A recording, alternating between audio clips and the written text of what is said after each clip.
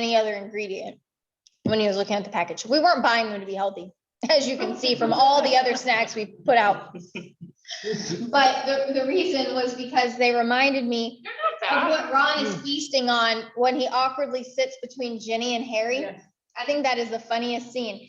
And also, the littler ones looked like what Ginny was trying to feed Harry, so that's why we bought them.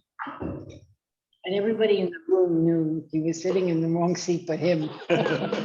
He saw food. Oh, no, he knew it was. Harry away from his sister. He knew. Oh, no, Ron was feeding himself, but Ginny was feeding Harry.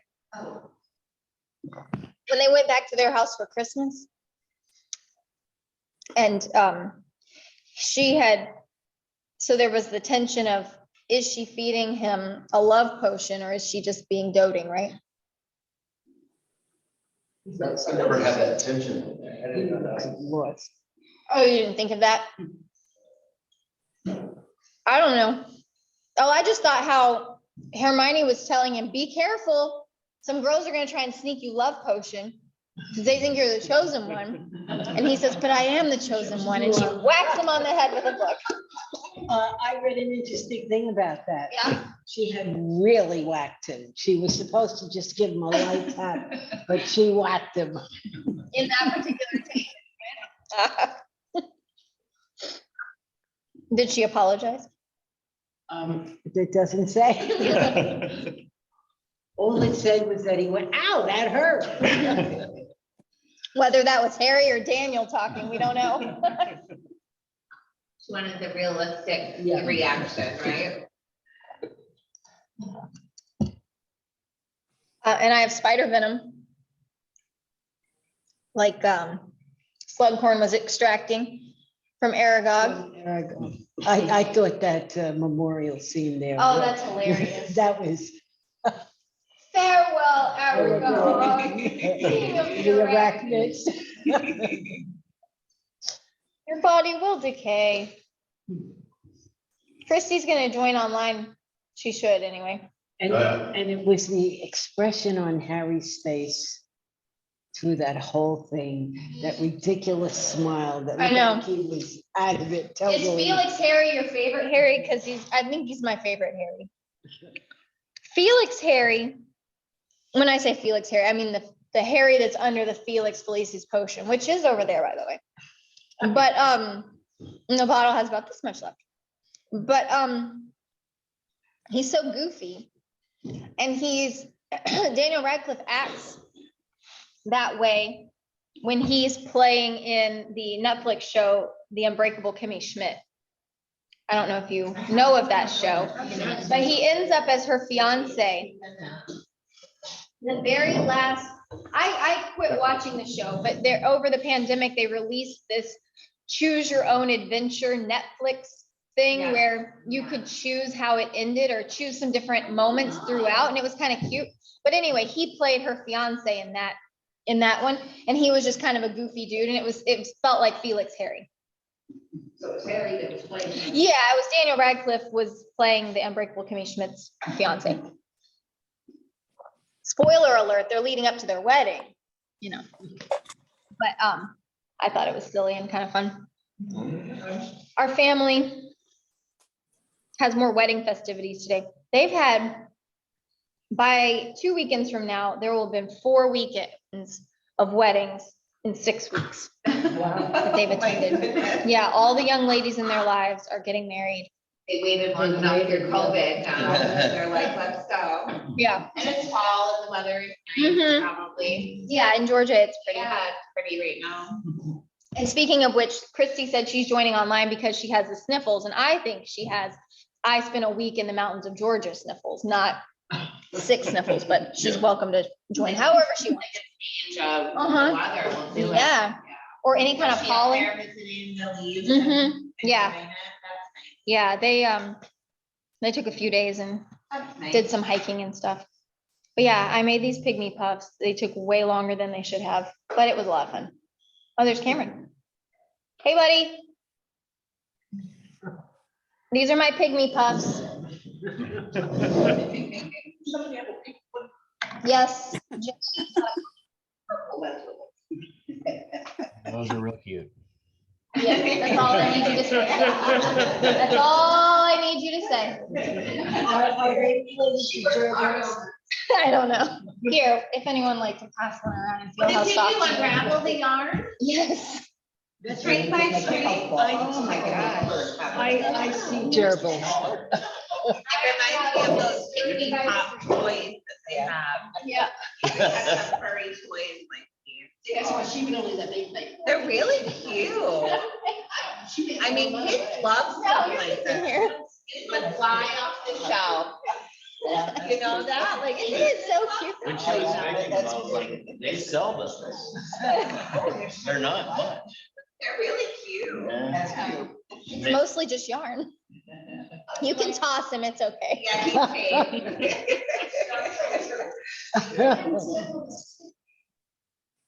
Yeah, if we don't speak of that. We don't talk about that. That's why we don't even I was trying to make rock candy this week. Someday. I read that rock candy took 3 to 5 days. And then later, the recipe I happened to pick said 2 to 3 weeks. So I don't know, but it's not ready.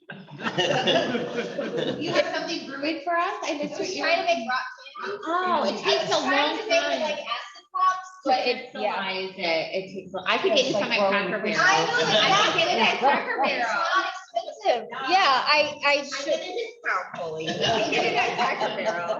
So, okay, so I was making the rock candy and I just, for demonstration purposes, I just did, oh, that's Frank, right? Right. Hey, Frank. But we had, so I just did a gallon of water in this big pot. How much sugar? A lot more than you think.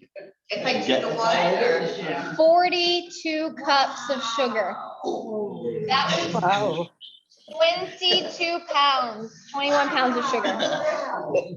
Did it dissolve in there? I'm surprised you got it to dissolve. Well, the instructions said, keep stirring until it won't dissolve any more sugar and then start boiling it. So that's what I did. That seems like a bad recipe. Like that's Saturated. until it does something. It told me that it would take around 10 cups for 4 cups of water.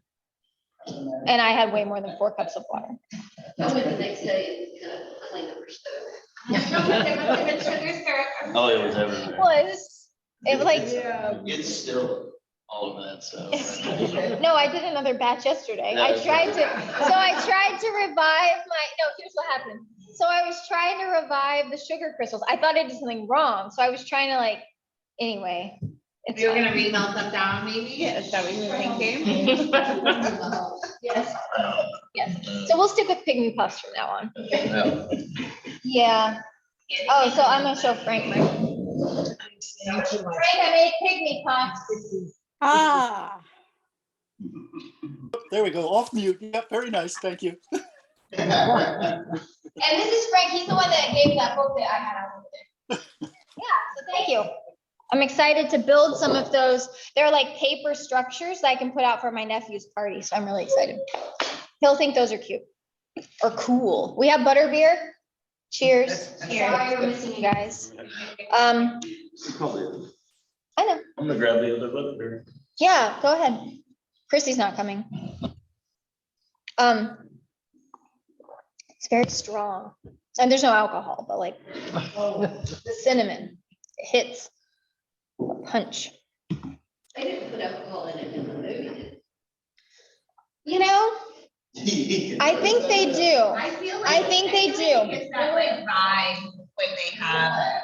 The reason that I think it has alcohol is that the culture of their world is just different because they talk about mead and giving the kids mead and wine. So I feel like the butterbeer would be alcoholic. And the reason I think that is because Winky, the one we mentioned last week or 2 weeks ago, who didn't make it into the movie, that was Barty Crouch's house elf.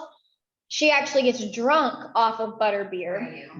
And they said, butterbeer is not strong. And then they said, well, for a house elf it is. And she's drinking a lot of it. And so I'm guessing that, yeah, there is alcohol in it. But at the theme park, there's not.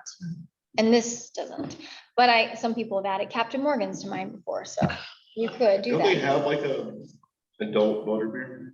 If you go into the Hogshead at Universal, I think you can ask for a shot and then you have to put it in yourself. But that's not how J.K. Rowling licensed it. And so, which is also why they won't let you get a butterbeer float. So like some people like to get the butterbeer ice cream and the butterbeer cold butterbeer and mix them together. They'll give you an extra cup, but they will not make it for you. Isn't that strange? Because she didn't license So that. that's part of their like. Tyrannical rule. Of the I club. know, it seems so specific how you're going to serve it. Not over ice cream ever. Like, it's so funny. But mom had these glasses since I was a little girl. And then when I saw them in the movie, I went, oh, They're I have perfect. the exact same glasses. Princess House. You ever hear of That's what that? their grandma has. But I was gonna say one more thing about the butterbeer. Oh, so in case you're curious what's in it, it is fat-free half and half, butterscotch syrup that is no longer sold at Walmart, in case you're wondering. Found that out. Yeah, I found that out. 4 Walmarts later. Amazon to the rescue. No, Publix did still have it. Publix. When Dixie didn't have it either. Publix comes through with all that rare stuff. It's not rare. It's just If Smuckers. it's not at Walmart, it is. It's just Smuckers. Like they have the caramel fluff and then or the caramel and the marshmallow and the walnuts and all those. So they didn't have it anymore. Well, anyway, it's fat-free half and half and butterscotch syrup. And then I warmed that a little bit so that it melted the butterscotch, put that into ice cube trays. And then cream soda, put that into ice cube trays. And then sprinkled in the nutmeg and the cinnamon and then add a little bit more of the liquid half and half and the liquid cream soda and then did it in the blender. How So long that's does what it is. How long does it take you to prepare for a dinner party? There's funny answer to this. Hi, Lois. There's a lady called Ina Garden on Food Network. And long ago, Chris would come and hang out with me on the weekends in college. And we had that lady on one time and she was preparing. And she said, I'm doing all this prep so that the day of I can, move a little slower, make sure I have enough time to get ready. And then the guests will come and they'll say, it looks like you've been preparing all day. And then she'll say, but she'll know my little secret. And then we snarkily said, yeah, you've been preparing all week. And that's how I feel. But I wanted to do this and I waited till I had time. And that's what I just wanted to. So anyway, butterbeer for today. You never have. I made this You one. appreciate your hard work. I'm enjoying, I'm so curious to see what you're gonna have. Yeah. So spoiler alert, we're pretty much out of things. We saw the best of them. Yeah, this was the climax. We've got the pygmy puffs. Lois, we have pygmy puffs today. I think you need to explain what piggy puffs are. 'Cause I'm pretty sure I'm a pretty. So don't tell them their cage is so easily penetratable. But the reason that I made pygmy puffs is because I thought they would be adorable. They make a very small imprint in the books or the movies. So and they're only mentioned in the 6th one. That's why I was holding out, brought them today. They'll still be here next week. But okay, so you go into Weasley's Wizard Wheezes, which is the twins joke shop in Diagon Alley, and they're having a conversation, and over one of their shoulders, you can see the pygmy puffs in a cage, and they're pink and purple in the movie. Oh, look, he's got them pulled up here. I'm working on it. In the book, they almost get no more mention either. And then Ginny buys one. She begs her parents, please, can I have a pygmy puff? And so then there's Ginny in the train with her pygmy puff. And it's on children. And they're alive or is it? They're alive. Okay, so it's Yeah, just they're a a pet. So Ginny hasn't had a pet so far. Ron got the owl, he had the rat. Ginny didn't have a pet, so now she has a She piggy. had the little guy. So cute. I'd like to think he survives through the next one, so they'll still be here next week. But yeah, the next one is a little bleak. So there's not really a lot of new decorations to go with depression and chasing through the forest. So, you know, we're enjoying it while we can, because I feel like this one is the last one that's playful, right? Yeah. And just from a cinematic point of view, Chris, do you want to talk about your perception of that and the light and dark and the colors of the movie? And Yeah, I mean, this is my favorite movie by far. Like, I think it's, I think it's one of the most creative ones in the way they're using movies, things like cinema. Like, you look at parts in this movie and how it uses color, the whole movie is just desaturated. There's no color in it at all. It might as well be a black and white film through a lot of it. And so, especially there at the end when they're in the cave. when they're in the cave, and it's just fascinating how the whole property, especially with this director we're on now, how he uses light to convey feeling, and how he uses color to convey feeling. So like this is my favorite, and also I'm just a big fan of the teenage angst in this one. Like that's like this is it so encapsulates how I awkwardly communicated to the fairer sex, you know, how I awkwardly communicated just what I thought, like when, you know, talking to friends, like the whole thing about Hermione and Ginny's skin, like it's like, oh gosh, I remember saying garbage like that when I was that age. Like when you It's don't perfect. want to take full risk of saying I'm attracted to her. Yeah, you're just Or I like like that. doing the half compliments, and stuff like that. It's great, and it's so it just Equally awkward. to me it really kind of conveys that well, kind of shows the trepidation of like young romance, and then just the whole thing with Ron and whatever her name is, Lavender. Yeah. It's just, I don't know, it's great. This is my favorite one by far. And then the way it ends, I don't have to talk about how it ends, but it's my favorite ending to all of them too. And Hermione went with Victor, because they were Oh, yeah. trying to make each other jealous and Oh, yeah. all these different. Yeah, we're building off of that one. Yeah. Yeah. And which is great about this movie because this movie it's so dark the whole time. And yet it deals that dark thing, and then it just keeps throwing punches of humor in. And I think that's why it's my favorite, because it's dealing with heavy stuff. It's dealing with heavy stuff, but it's never forgetting to be light and playful, which I think is just brilliant, you know, just storytelling. So that's my really view of the movie. Yeah. So what were some of your favorite playful moments? Before we get into the dark, heavy stuff, what stood out to you guys that was fun and that you liked about this one? The pygmy puffs. Oh yeah, that's so memorable. The highlight for me. I think the relationship that's building with Harry and Luna is continuing to be really beneficial for Harry. She's a really good friend. And he is so much more accepting of her than everybody else is, you know. I get the biggest kick out of her when she starts skipping along. Yeah. Such a happy character. Yeah. You know? Yeah. Her silver dress was so cute too. Yeah. Yeah. And I know like in the last one, we talked about how Luna was the friend that Harry needed in that time of mourning. And I think in this one, we see that Harry steps up to reciprocate a little bit more, because in the last one, it was shifted a lot more heavily towards Luna helping him.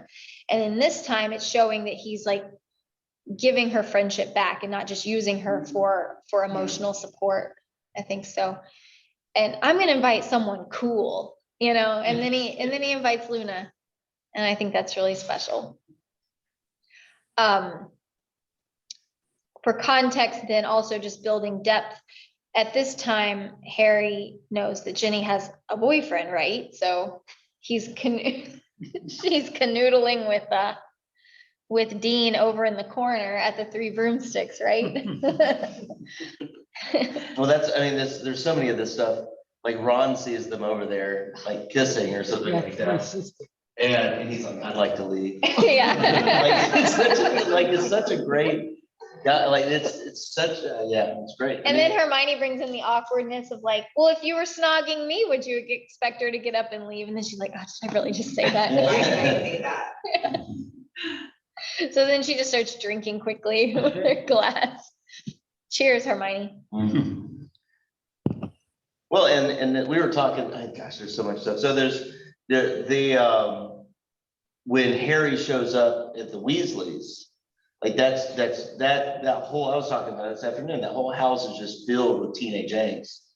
Like, and all that, and Well, you the see Christmas it- scene, but you're talking about the first scene. Well, both of them. Yeah, the Christmas scene and the first scene now I'm talking about. Okay. And Coley and I were talking about the first scene. Hermione's got toothpaste on her mouth still. Right. And she's like weirdly embarrassed by it. But the very next scene, they start off back in school. And she's like figuring out what the potion is. It's something that like reveals what attracts you. And it says toothpaste and spearmint. And so she was just in the Weasley's house and had toothpaste on her, like hanging out with Ron. And so like that, I don't know, it's just a fun, Yeah. yeah. Yeah. I don't know how Caitlin feels, but I think that the addition to this one, like that little piece, that's not in the book. I think that this one actually adds some elements that enhance the movies, whereas some of the other ones pull so much away that takes away some of the plot line. And I think this one actually adds some things with creativity that build a little bit more humor and depth. I don't know. How do you feel about this? Yeah, I think the director made good choices with this because, like, comparing to the fourth book, like if we look at the fourth movie specifically and how much, like, you can just tell the director never read the book. Like, I feel like this one really understood where the book was like going, and he added like his own spin to it, and I think it made it really nice. Yeah. And there's plenty that got cut out that could have been nice, but I really only have beef with one scene, and I'll talk about it in a little while, but I think, yeah, if there's one scene, yeah, I was telling Michelle earlier, but I was like, let me just rant to you for a second. But if you have read these, are there certain scenes that you wish that had been in this movie? Unlike, like, that would have added to it? Do you think of anything, Evelyn? Is there one you stands out to you, anything? Where do you want me to start? Go ahead, Cameron. Go ahead. No, they just did my girl Jenny wrong. They what? They did my girl Jenny wrong. Yeah. That whole relationship, it's not what it should be. Drives me crazy. That's it. Because I love it in the book. It's such a great relationship that builds, that flip-flops, because Jenny gets over Harry and she's living her own life, and then Harry turns around and starts chasing after her, and it's a great. In the book, it's amazing, and in the movie, it's just. Yeah. It's so small. It's so trifle. Drives me crazy. Yeah. Overall, I like this movie. Yeah.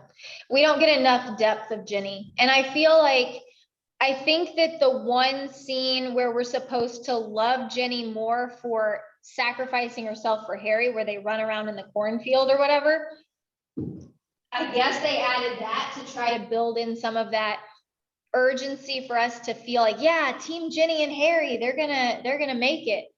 And that's not in the book.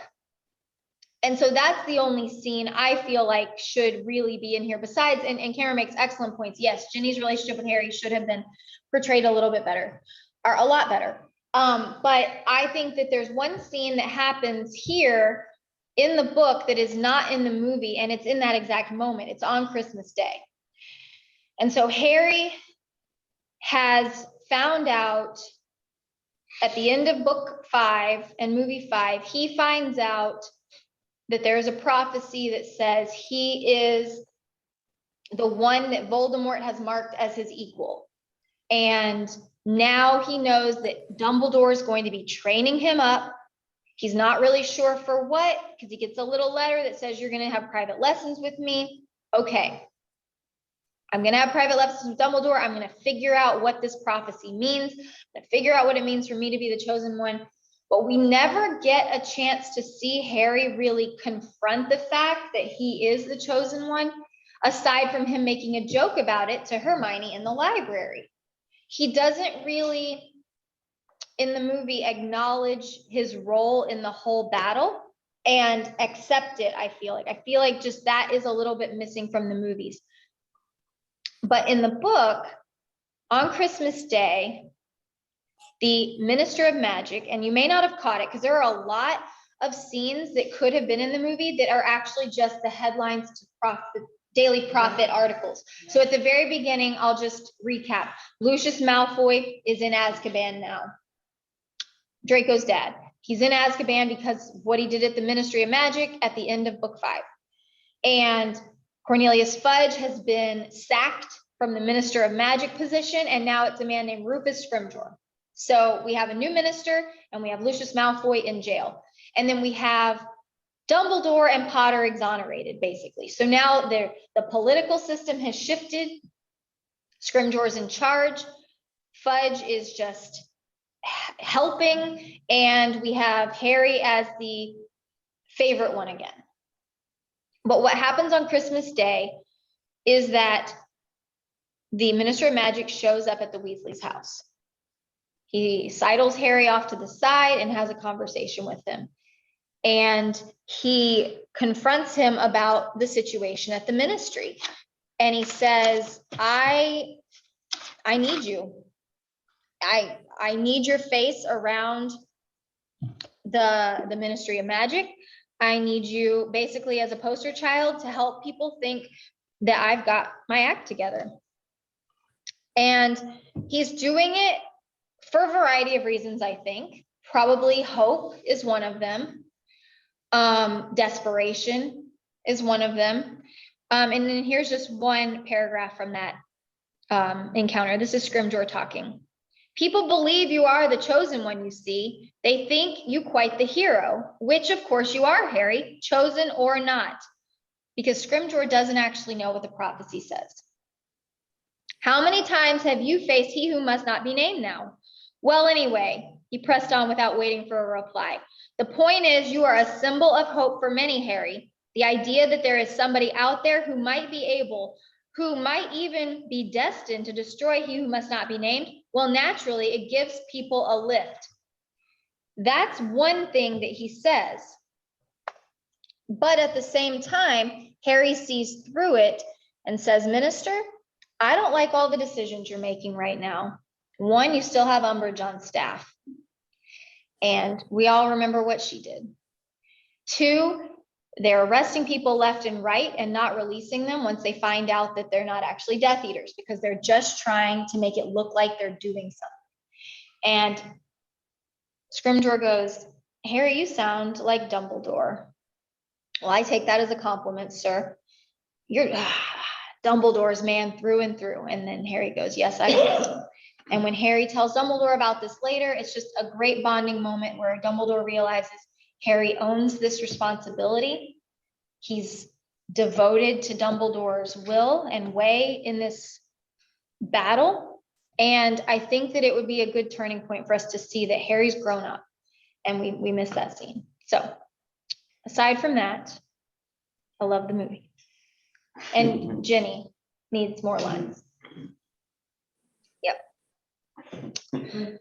And like, it's funny because anyone who I talk to really that's like just watched the movie has always like asked the question of why didn't Harry and Hermione end up together?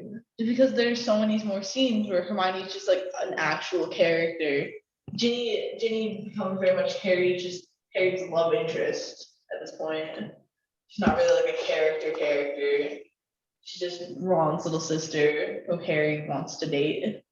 Yeah. About it. It's interesting because that's what you just said is definitely how I picked it up the first viewing, but since we've been watching these again for this, it's interesting seeing the directors throw in little romantic things with Jenny and Harry throughout the entire series. They're super subtle. Very Like small. they're lit super subtle. But I never picked up on any of those. And that's and it's also just Jenny definitely could use some more airtime, but she's like in last week's, like she's the one that's getting everything before anyone else is. Like that the director's like doing that with her. And then like I don't know, the Quidditch thing, she's like the B person type of thing, where Harry's like the A. Like it's all subtle things, but it's hard with cinema to, without saying like, you're my number two, Jenny, you know, like, that's, you know, like it's hard to just like come out. It could definitely be done better, but they only have so much time. I see what you're saying, but Yeah. No, I've definitely heard from people like that too, that'll say, why not why isn't it Hermione? Yeah, and I mean, my only response, besides your realization, which I think is perfect, is just, if it wasn't Harry with Jenny and Ron and Hermione together, they wouldn't solidify as a full family. That's just how they become a full family, is for them all to end up together. well, and also something you said at the beginning, that at the beginning of this study weeks ago now, that the Weasleys are the linchpin of the story, that they are the pivot of the story. And so, you know, it makes sense that Hermione and Harry, you know, essentially become Weasleys. You know, that they are, and they're kind of the laughing butt of the entire like wizarding world, is kind of the sense that I get about them. And there's definitely this sense of like Beatitudes of Christ idea, where you know the lowly type of thing, you know, is where the power resides. And that's definitely the Weasleys. Yeah, I guess one other fact not mentioned in the movie is that Mr. Weasley does get a promotion in this movie. And so there is more money now in that regard. And, you know, most of the kids now have left the house, so they only have 2 left at home. And the twins seem to be doing great with their business. And so things are looking up financially for the Weasleys, just in time for everyone to go into hiding in just a few minutes when we start watching the 7th one. Right? I think so.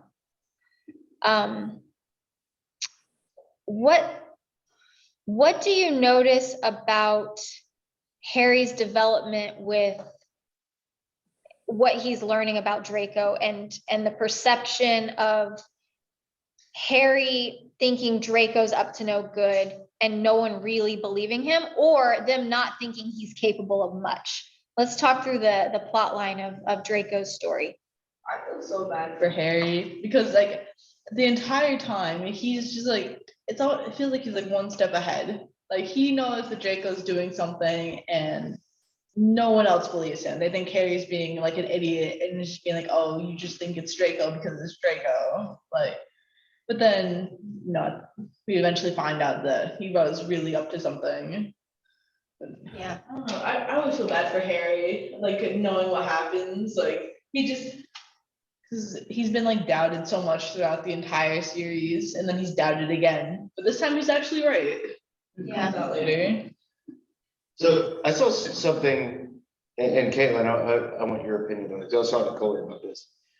Why is Draco chosen? It's punishment for his father's failure, in my opinion, because his father was the one who was sent to get the prophecy, and then he's arrested and he failed. So now Draco is the one who has to do the seemingly impossible task of killing Dumbledore. Because there's no way Voldemort thinks that the 16-year-old kid can actually kill Dumbledore. Like, there's no way he thinks he's actually capable of that. So I'm pretty sure it was a punishment for Lucius to have Draco be pretty much like killed off. Their only child. Yeah, like he's the one Setting him up, knowing he wouldn't be able to do it. yeah, and then that's why Narcissa enlists Snape for help, because she knows that because Draco was most definitely not capable of murder at this point. He's still a child. He looked very like He's so timid scared. even. Yeah, like he was scared to even be in that. Yeah, no, it's because Draco has always been a child, pretty much. Like this is his first exposure, pretty like to anything like that. And Yeah, he then seemed really sheltered, Sheltered, even though yeah. he's been on the dark side with his family. He's been Lucius and sheltered. Narcissa are like canonically very good parents. Like they're very like they spoil Draco a lot. Like he's always had that childish mindset, and now he's just been kind of pushed into war, especially after his father's been put in prison. So, I think it was punishment. That makes sense, because I looked at that differently on this last viewing. Now, remember, I think I read this book once way back before I knew anything. So, but when Snape confronts him in the hallway, he's like, I was chosen to do this. And I was like, I like your view better as punishment for Lucius, but I was sitting there thinking like, the reason why you're chosen is you're disposable, I know, you know? like Draco thinks I feel like Draco also thinks it's very high honor for him to be chosen. Like he thinks that Voldemort chose him because he's capable. Yeah. And really Voldemort chose him because he's incapable. Like Yeah. that's the reason he was chosen. So I don't know. There's a lot of different takes, but Draco being disposable is definitely a good one because he is very disposable. He's just Especially to he's Voldemort, Lucius's right? child. Like Yeah. Lucius is in prison, but he's not dead. Mhm. And as we saw before, Azkaban is very easily broken into by Voldemort. So it's not like Lucius is gone forever. Draco is sent on this task because Voldemort doesn't really care about him. Yeah. I always had the feeling that had Draco had different parents, that he was always trying to please the father, be what the father wanted him to be rather than he was as an individual. And with this assignment, I think as much as he hated it, he was torn because it gave him a chance to show his father he could. Yeah. But at the same, it was almost like, oh yeah, I'll do it. And then like the realization of, I got to kill somebody. Right. Well, I mean, he did a lot. He did accomplish a lot. I mean, to fix that broken vanishing cabinet, that's pretty advanced magic for him to get that far. So he had the drive to a point. Draco is definitely a Slytherin. Like he's not built for other houses. Like he has an ambition, he has that drive. It might not be put into the best uses, but it's definitely there. Like unlike like Crabbe and Goyle, you could because you can make an argument that they may not like fit all the Slytherin characteristics, but Draco is truly a Slytherin. He's spineless, but he's definitely a Slytherin. I think that ambition to prove himself in his father's eyes was definitely part of why he tried so hard to like accomplish the task, though. Like he didn't want Snape's help at all. Narcissa's the one that wanted Snape's help, but Draco just wanted to show that he was capable of being a Death Eater. Yeah. And yet, meanwhile, people are still underestimating what he's capable of. And I think that's happened. I think that might be why Harry is willing to assume the worst in Draco, because Harry has had so many opportunities where he's had to be put into these adult roles of making decisions and acting already in the previous 5 school years. And so he's faced Voldemort several times. He's faced other trials several times that only usually grownups would face or nobody would face. And so I think he has that realization that it is quite possible that if it can happen to me, why can't it be that Malfoy has the same type of opportunity? And so I think that's part of why also Harry would take Malfoy seriously in this situation, realizing he's a pawn just like Harry has been. I think so. I think that something I hadn't thought about before, let's talk about the memories of of what Harry and Dumbledore are going into the Pensieve to look at. And we don't get a lot of memories compared to what's in the book, but we get enough memories.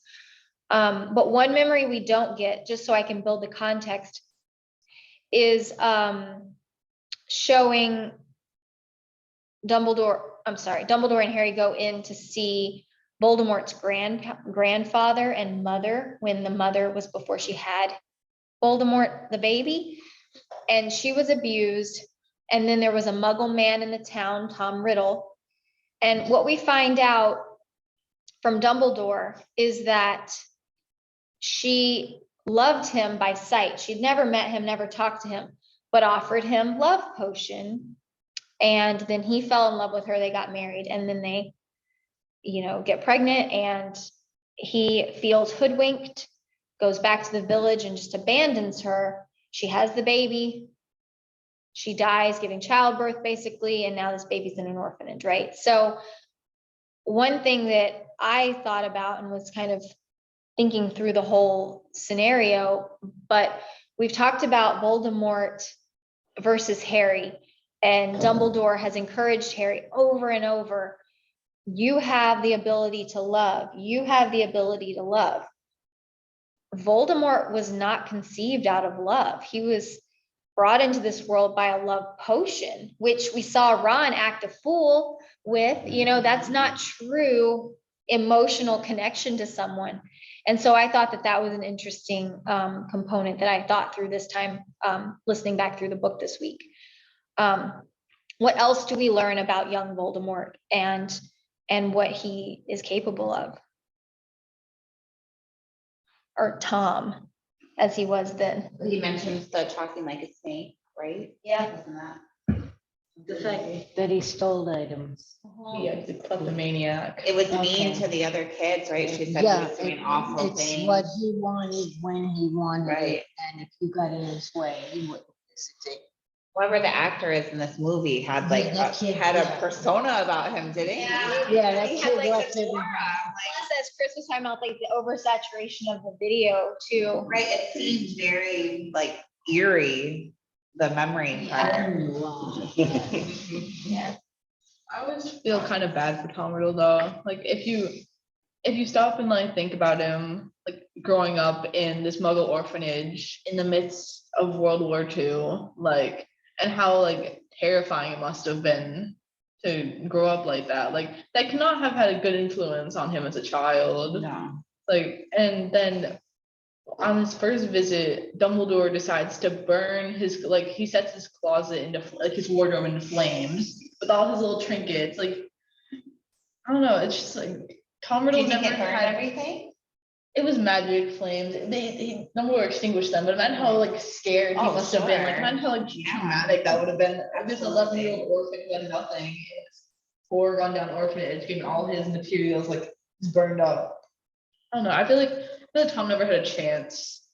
Like from the moment he was born under that love potion, there was never just a chance for him to grow up and be a good person. It's like thinking back to the love that Harry had such a similar upbringing in the sense of a loveless home. It wasn't an institution. It was physically a house, but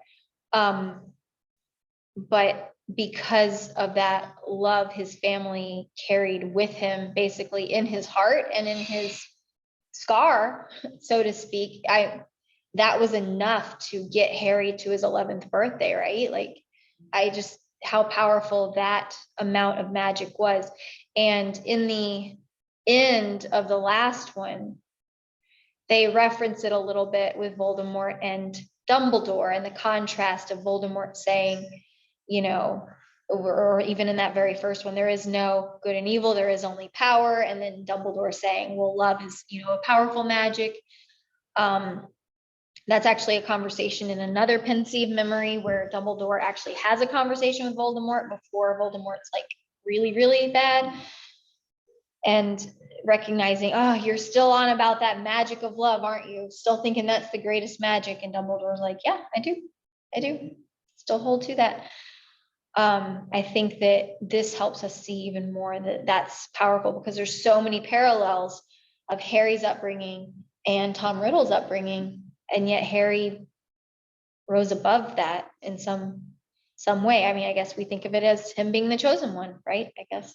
There's also like small differences, like imagining if Harry had ended up in Slytherin instead of Gryffindor, because Tom entering Slytherin as a orphan, assumingly muggle-born child, like that must have been so difficult. Like in his like secondhand materials in like the House of the Rich Purebloods, like I don't know, there's just so many small things where you can just see how Harry and Tom have like, even though their upbringing started out so similar, how like the fork in the road just caused so many different outcomes. Yeah.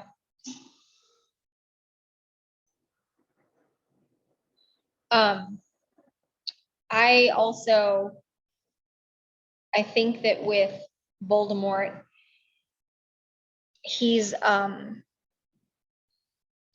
made this path of casting out any possibility of relationship.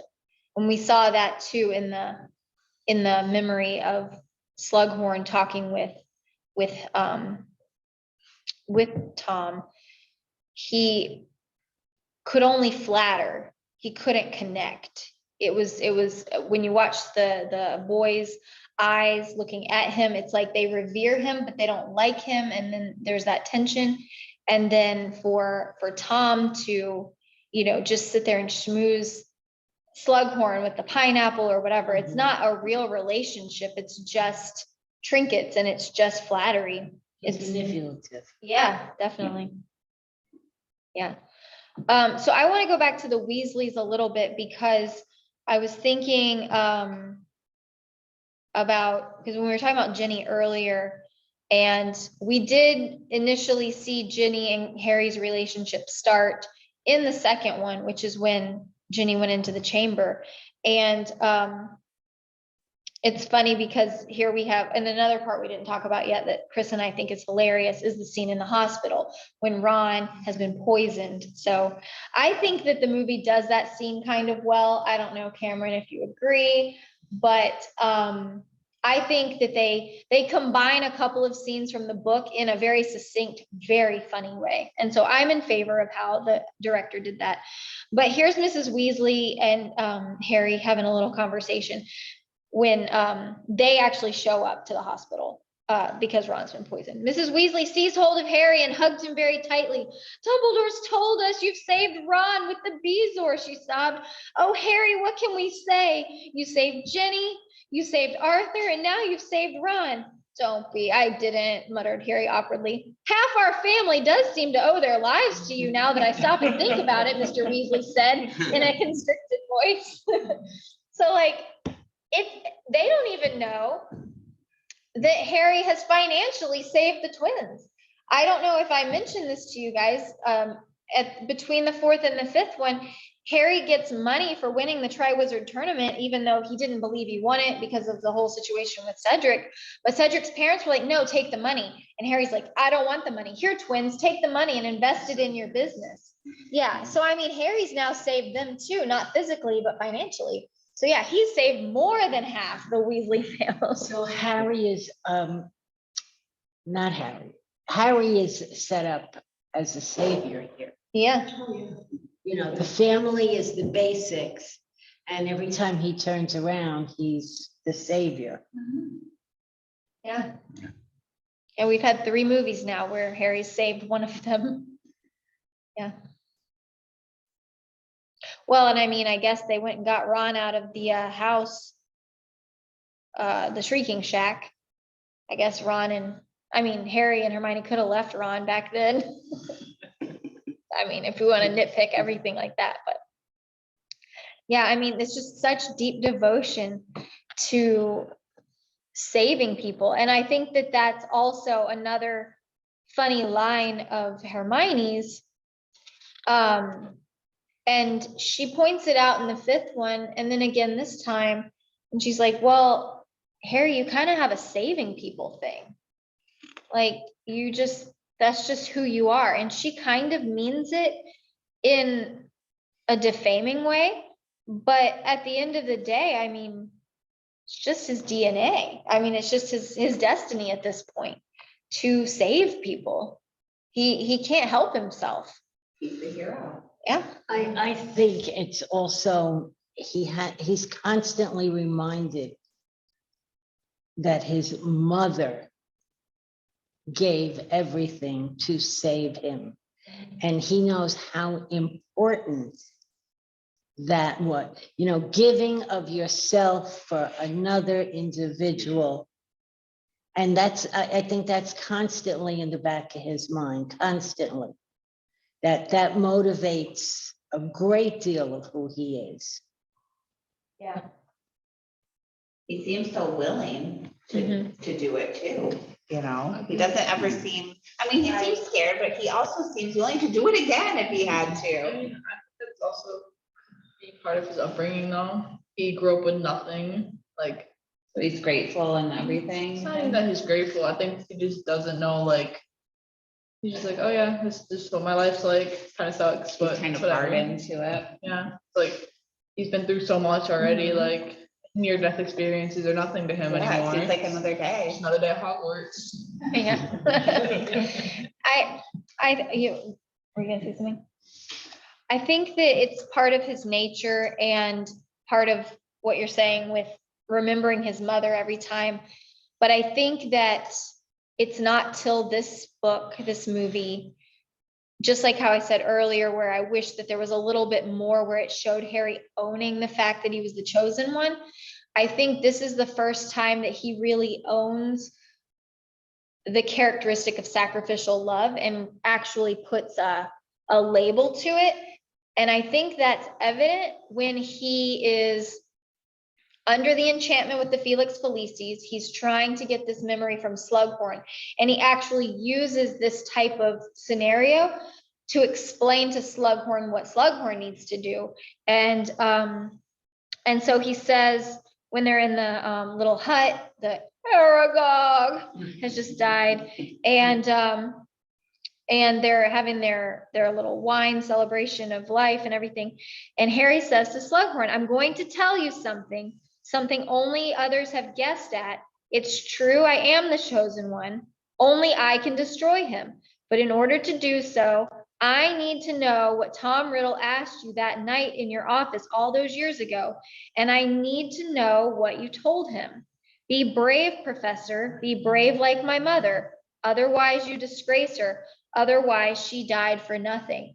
And so, yeah, I think he really owns the fact that Lily's example is what everyone needs to live up to. Yeah, and the professor brings up the fish.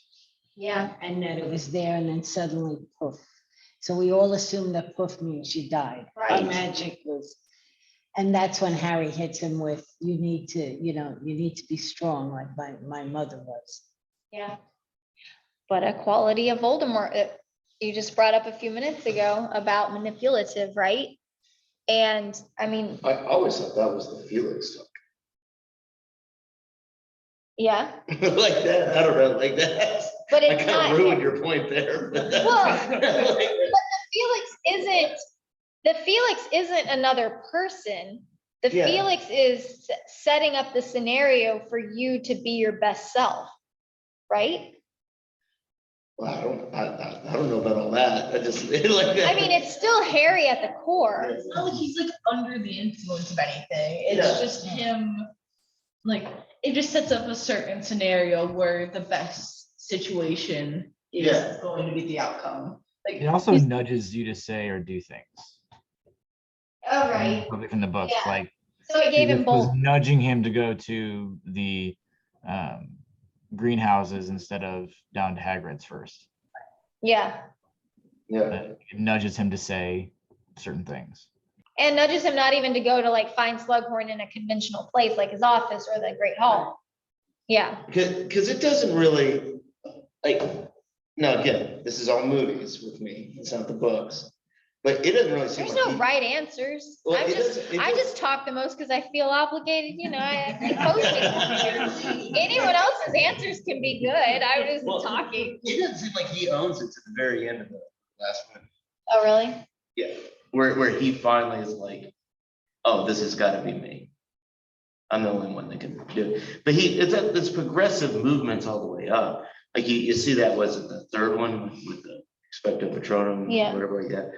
Like you Well, say, you don't gaining become confidence. in your yourself. best overnight either. Yeah. Yeah. Yeah, but I don't know, that's kind of the sense that, it seems that's that last movie. Yeah. It's about. Well, I was just taken to the point of what Lee was talking about with, recognizing that his mother gave her life for him, and that's part of what drives his motives. And I was just trying to say that I thought that him confronting Slughorn with the same type of scenario helped us to know that Harry did understand why he was doing what he was doing. Mhm. I mean, I don't think Harry fully understands the plot yet because Dumbledore didn't tell him enough yet. We see Dumbledore is dead, and Harry kept asking him, what happened to your hand? Oh, it's a tale for another day. What happened to the ring? Oh, it's a tale for another day.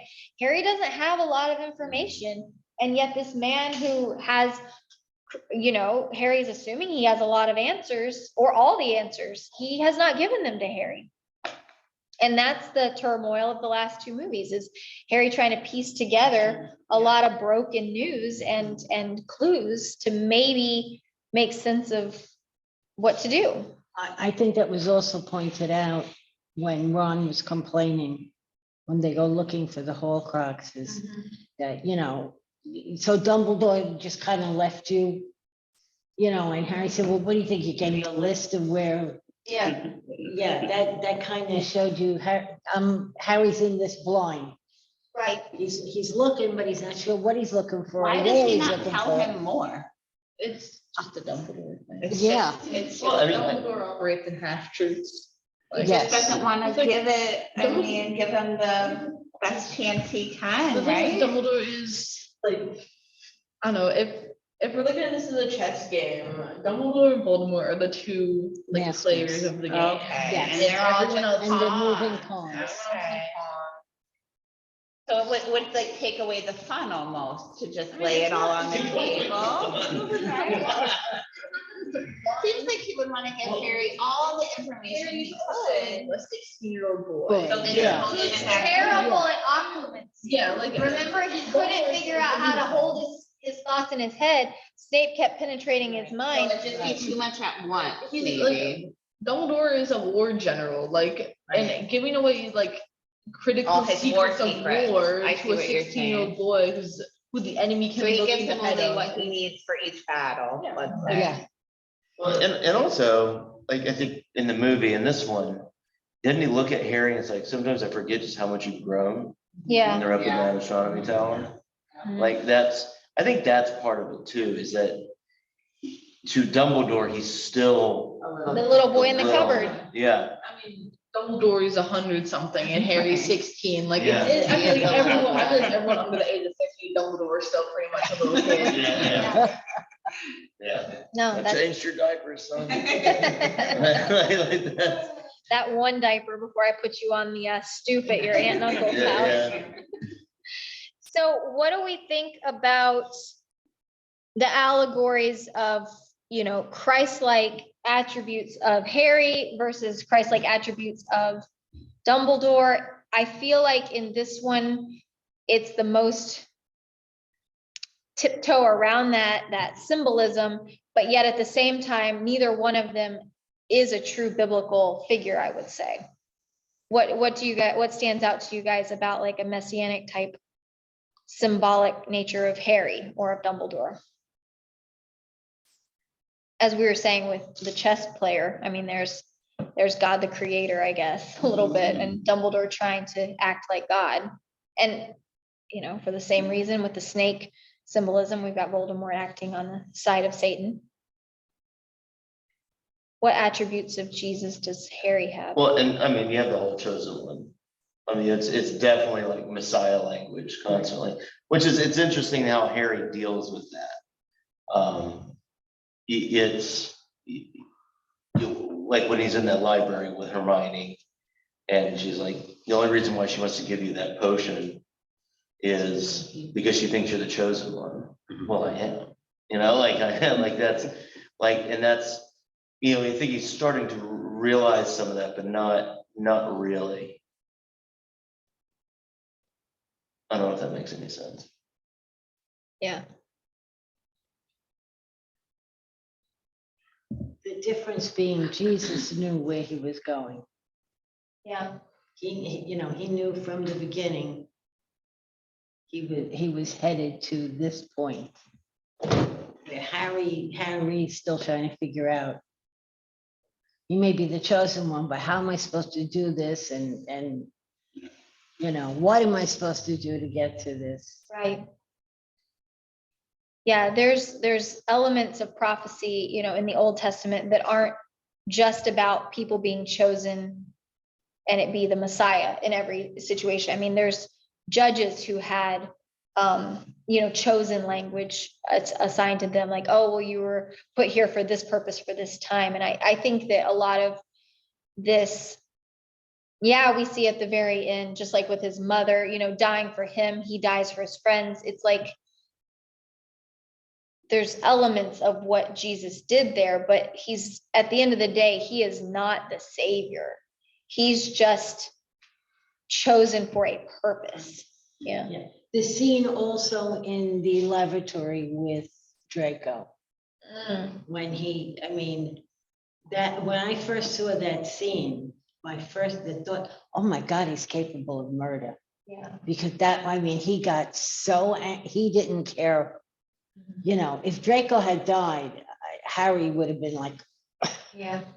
Well, so that's an interesting thing. So the Half-Blood Prince stuff with the potions and all that, like Harry almost like channels in the movies, it seems like channels like his inner Hermione and just keeps on like reading that book because it's almost like he's discovered a power in there. And he feels a connection to that book. Yeah, he feels connection to it, and he also is very man, I can't come up with the word, but very, very, very dogmatic towards it too. Like it's and almost to the point where he kind of isolates himself from all of his friends, and that looks a lot like Voldemort. yes. Like that looks a lot like it. And what was the other thing that this was going in two directions? Oh, and how Malfoy things end up getting too real from Malfoy. And Malfoy and Draco, like he ends up kind of coming back around. And I think when Harry hurt Draco, like all of a sudden it's like, oh, it got real over there. Because it made me think of when Draco sees Harry when he's looks like the other boy in the other movie. What he looks like in the next movie. Yeah. When when Draco stands up for Harry. Oh yeah. Yeah. Like it's almost like there's these. It's like Draco is moving away from the darkness of the Dark Lord, and Harry almost kind of looks at it. Draco desperately wants to be in it, but doesn't really have the stuff. And Harry has the stuff that kind of sees the darkness, it seems, and kind of pulls out of it. But I think the rest of the movie, from that point, you notice that desaturation in the movie, it just goes straight down after that, and it goes into the cave after that. And the end of the movie, I think is, I don't know if you had another point that you wanted to make before this, but the end of the movie I think is really beautiful because Harry and Hermione are in the astronomy tower, standing in the same place that Dumbledore was just killed. And they're overlooking it all. And the movie is just desaturated the whole time. All of a sudden you can see color again in that moment. And Harry and Hermione go, I've never realized this place was so beautiful. And I think that's probably one of the reasons why this is my favorite movie, where in the midst of just utter darkness and pain and have no idea what the next step is gonna be, where Harry's even like, well, I'm just gonna go alone. And Hermione's like, no, we're gonna go with you. That You're an idiot if you think you're going alone. yeah. That they're able to see the beauty and they're able to see the light. And I think around when Harry was deep in that book, in Snape's book, that there was a question of where he would be able to see the light. Because if I picked it up right from the movies, at one time Snape was on the other side. He was a Death Eater. So that book was not coming from. It was coming from his darkest place of, Right. of trying to figure out who he was at the same age Harry was in this book. I mean, that's all his experimenting in his notes. That's him at 16 and 17, right? Right.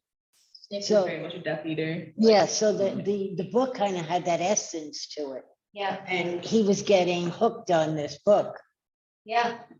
And in the same way, I mean, Ginny tries to hold Harry accountable here. It's maybe a scene that Cameron wants to talk about, but Ginny holds Harry accountable a little bit because Ginny says, Harry, don't you remember?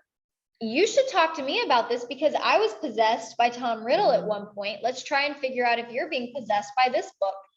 And I think that you're making a really good point about that book and taking in Harry's dark side. You know, it's bringing it more to the forefront because he is not in the same sense that it's a Horcrux or a memory of Snape, but it is making points that are really valid because it's giving Harry a buy-in to something. He's seeing that it's making him successful at potions, but then mixed in with that are these other snippets that are just all consuming and negative. And I think that's a lesson for all of us. It's going into that. Like there's some competing visions of power. You know, you have the Weasley vision of power, which ends up winning the day. Yeah. And you have the Malfoy vision of power. And I think he starts getting that vision. Yeah. Yeah. So to jump to the end, to just build a little more into Chris's noticings from the movie, you'll be happy to recognize this. So as they're looking out and saying how beautiful everything is, what do you guys hear? What's in the background besides the just cinematic music? Did you notice? Yeah, it was Dumbledore's bird, Fox. And Fox, the bird, that red bird. If you remember in the second one, Yeah. Phoenix has healing powers from his tears. And the Phoenix, as Dumbledore explained to Harry, is the symbol of resurrection because he falls apart and he rises back up from the ashes. Yep. So as this song of lament is coming out over the grounds of Hogwarts, and they have the hope of what comes next, even in the midst of suffering, that is just the perfect representation in this situation of what resurrection is that we're not promised easy life in Christ. We're promised, hope of resurrection. And I thought that was a beautiful way for them to end it. And I'm really glad that they did incorporate that detail and not just have them up there on the tower planning their next move. So what are our Horcruxes? We have, they were trying to figure them out. We have, in book 2, we got rid of the diary. Right. You got the ring. The ring, is it destroyed now? Where's the ring? It's in the drawer. Is it destroyed or is it intact? Well, it relieves traces. Yeah, Didn't that Did why he destroy Dumbledore's it? hands on that mangled because it got destroyed? I don't know. that's the question, right? Has Dumbledore successfully destroyed it? Harry, I think he says to Harry, you destroyed Tom Riddle's diary and I destroyed the ring. I think he said that. And I missed that. I think he said it. That's what I thought. That's Yeah. why his. And then they're guessing that the other ones, they've just found this locket that we find out is fake. But now they're gonna try and find that. And then in the pensieve, there's a couple of other memories where we see that Tom Riddle most likely stole the cup of Helga Hufflepuff and then also stole that locket, which we just only saw the fake of. So now we're assuming that there's this cup. And then Dumbledore does tell Harry, I suspect that the reason that Voldemort is so close to that snake is because that he made that Horcrux the night that he killed the Muggle in the fourth one. And so those are some of the details that are in the book. And so now that's what Harry knows. But he doesn't know how to get rid of them. Doesn't know where they are. Doesn't know where to find them. And his hero's dead. Yeah, but he's gonna try, right? What confused me is up until this point, the major problem was to have the Muggles find out that we're magic. Oh, And yeah. there was that big divide. Yeah, And here we go, and they're destroying. the Muggle stuff. Yeah, I mean, doesn't the ministry at no point says, oh my God, they know we exist now? It's like thrown out there and never handled. Is it handled in the book? They're talking about in the book, it's one of my favorite parts. It's the Muggle Prime Minister talking to Cornelius Fudge. Cornelius has just been fired, but he's going back to the Muggle Prime Minister to just fill him in on the details. And he explains how there's a lot of ministry officials going out to modify the memory of as many Muggles as they can. So there is that. It's like a gas leak or something. Yeah. Like pull the wool right over their I eye. don't know if you noticed this, and it helps to bridge for the next movie. It's very subtle at the beginning. You see those Death Eaters swarming through with the black smoke, and then they get to Diagon Alley, and from that angle, you can't really tell where they go, but they go into Ollivander's and they kidnap him. Mhm. So I don't know if you noticed that, but they kidnapped Ollivander, the wand maker. So that's why, that's Christie's new wand, and she is letting me borrow it, and so it's displayed in honor of Ollivander today. Thanks, Christy. I'm assuming that's who Martin is. Yeah, okay. But yeah, I think that detail helps bridge a little bit of the next movie. And so some of those times where Harry goes into Voldemort's mind in the next one, it's because Voldemort is trying to talk to Ollivander. So that's a little wispy in the book or in the movie. So yeah. Next week, I will see you for number 7, but then number 8 will be on the 14th, okay? So no one on Zoom should see us on the 7th. Okay, no Zoom on the 7th. We will not be in, We will not be here, but we'll finish on the 14th. but we will be here on Halloween. Yes, and we'll end pretty quick next week, so you guys can go get some candy. Trick or treat. Trick or treat. What's Avery's costume? Well, Jacob's gonna be Peter Pan. So Avery decided to be Wendy, and we had a whole thing. And she tried on the Wendy, and you know how sometimes this goes, and she wasn't quite sure about the Wendy. So I had to spend a lot of money. I just got a blue nightgown for the Wendy. So we will still do that, but she also got a 50s poodle girl. I got her that costume too, so she has like something different to wear to school. Because with just the blue nightgown, it's hard to tell maybe what she is. So she was like hesitant. Because without the Peter Pan or a Captain Hook or So something. Dad has like a pirate shirt, and I have a Tinkerbell to wear, and you know, it's like a whole thing. But otherwise, she has a 50s girl. That's good. And I couldn't talk Caitlin into trying. I was thinking you could be Sneak, you could be a Like you got- What are the Lost Boys? Red hair. No, we do have that going, but she's got the poodle girl. Yeah. Which is really cute. She figured that out. I let her go to the store. She said. Buy some sales. Yeah, so I thought I get the white canvas one. Yeah. Color, right? That'd be good, Not yeah. the holy thing. Oh, yeah.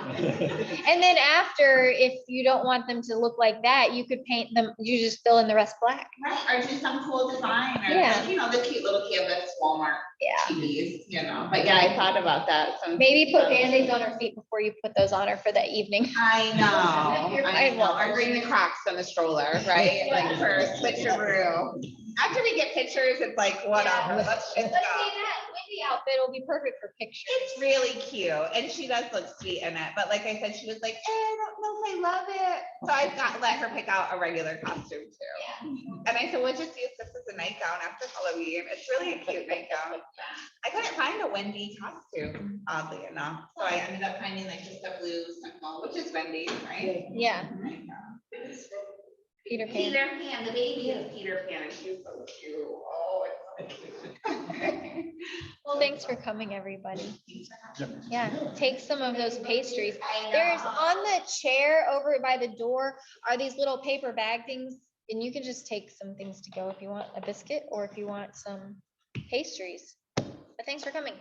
Thank you for Have having us. Have a good week, everybody. Bye. Oh, here's Arwen. Oh, no, that's Lion. adorable. She's a lion. Oh, she's like Luna. Oh, she's Luna. Oh, that's so fun.